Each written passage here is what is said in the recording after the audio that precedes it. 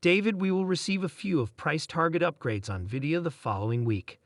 Opco jumps up to $175, and according to this article in Asterisk, the journal Asterisk, David, I know you enjoy this kind of stuff. They'll be releasing chips specifically designed for humanoid robots in the first half of next year. Yes, I am still focused, and I believe that many others are as well. You totally ignored that yesterday, Jim. And although that might have been the appropriate thing to do, these big language models might not be developing as rapidly as their developers had hoped. Jim, I'm not sure why you're using your phone there. The Indonesia Tech Leaders is what I'm reading. David Jensen did a fantastic job representing NVIDIA in Indonesia last night. You must read it. They are discussing the necessity of spending a lot of money in Indonesia for the state-owned firm, which they want to do in order to expand on Blackwell, after the Indonesian project was a tremendous success. So you might be wondering, my wife gave me some fruit from Paris, and I'm looking at photos of her on my phone. No, you're not talking about Indonesia AI Day because you're too busy, I don't know, talking to Ben Affleck. How is he doing? What did he do most recently? His performance is excellent. Asterisk The Town Asterisk was an excellent film. He is now filming another one in Bound Brook, New Jersey. Yes, another. The idea sounded really intriguing. Send your best effort. Yes, you're right. He's doing great. The movie Asterisk, The Accountant Asterisk, which I truly enjoyed and which, incidentally, had Bernthal, your favorite, is what I should be thinking of when I hear Jensen claim that artificial intelligence will democratize technology as the great equalizer. But seriously, do you know if they are running out of data? As you have repeatedly stated, NVIDIA offers yet another genuine chance to get a great deal more data. However, it's worth keeping an eye on the big language models. I believe I ran across your acquaintance Riz Ben Ritis yesterday. You love Jesus, you know that. He is, in fact, my friend. He was curious as to why I wasn't at your event. Yes, many people were curious as to why you did not attend our event. Jim, it was Asterisk delivering Alpha Asterisk on CNBC, not me. Well, David, that's kind of inside baseball. We don't usually go there. I really wish you had been there, though, David, just for you. Everyone wanted to know where I was. That's all I have then. Where is Jim? It doesn't allow you to be in two places at once. David, I do believe that we need to pay attention to the possibility that kids might not have enough to practice on. Remember what Zuckerberg stated during his conference call. He has things to train on, which is why Meta AI would be the best. He has access to the belongings of almost 3.5 billion individuals. Additionally, I would want to let you know that when you Google, that is, when you attempt to get a response from ChatGPT or Claude, you'll get an instant study of Disney and earnings. Don't think about it. It will say something like, well, you know what? They don't. They don't report until November 17th, according to one I had yesterday. After glancing at the conference call, I thought they were wildly off. They need to get it right since they make mistakes too often. I am aware. Not even the newest and best are available there. Ruben is not with them. You must have Ruben. They do. That's what I say all the time. When you need Ruben, where is he? Singerman is necessary. Well, David, you really need to follow Jensen's charm offensive. Country after nation, country after country, podcast after podcast. He is simultaneously everywhere. He might also be an avatar, much like Andrew Sorkin, and I dig yesterday for Asterisk delivering Alpha Asterisk, where we made our own avatars first and then sort of showcased them. Listen to it.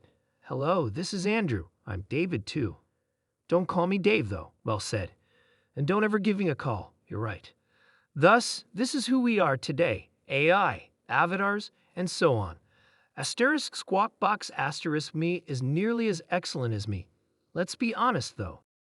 Squawk Box Asterisk, I'm far better than Asterisk Squawk Box Asterisk you. Those were Asterisk Squawks Asterisk prime years.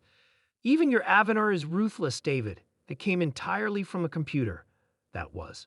Well, we went and had our head motions, our voice, and our pictures taken. However, that wasn't us. It wasn't a video. And that's the present, guys. Or rather, that's the future.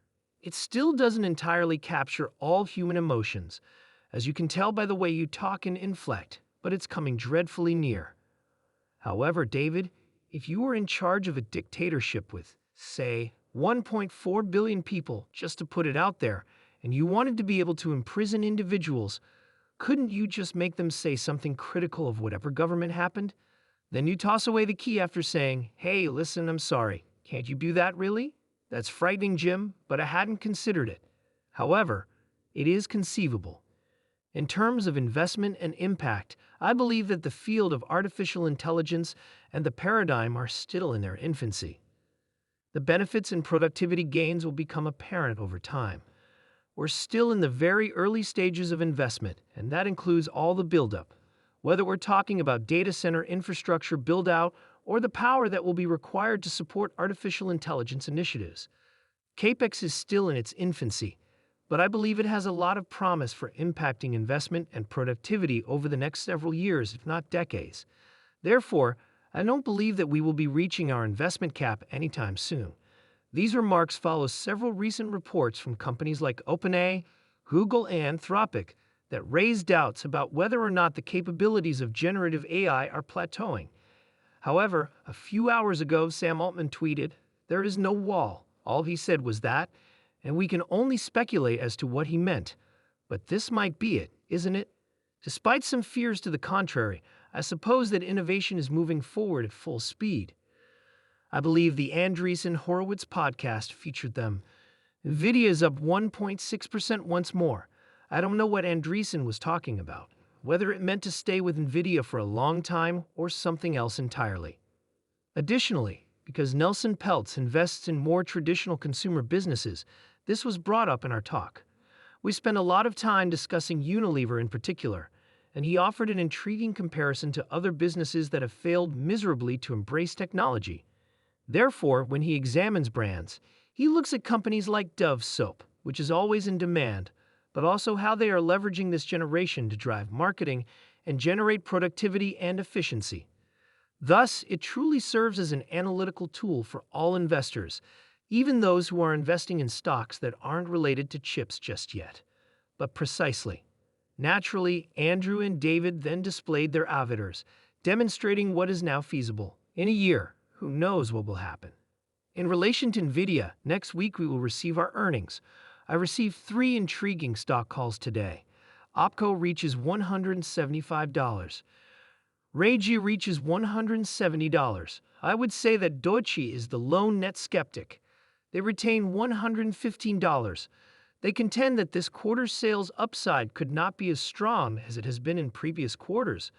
Over the previous 5 quarters, the average revenue has exceeded $2 billion. It's been a successful run. Absolutely, but have high expectations for earnings. Let's check the NVIDIA stock this morning. Piper Sandler rated the stock as an overweight with a price objective of $175, calling it a top large-cap pick and a must-own due to the ramp-up of its Blackwell chip. Today's pricing is $148.17. Guys, you brought up a few of the hyperscalers. NVIDIA, a few positive remarks. This Mellis note is quite intriguing, and Piper makes it a top choice.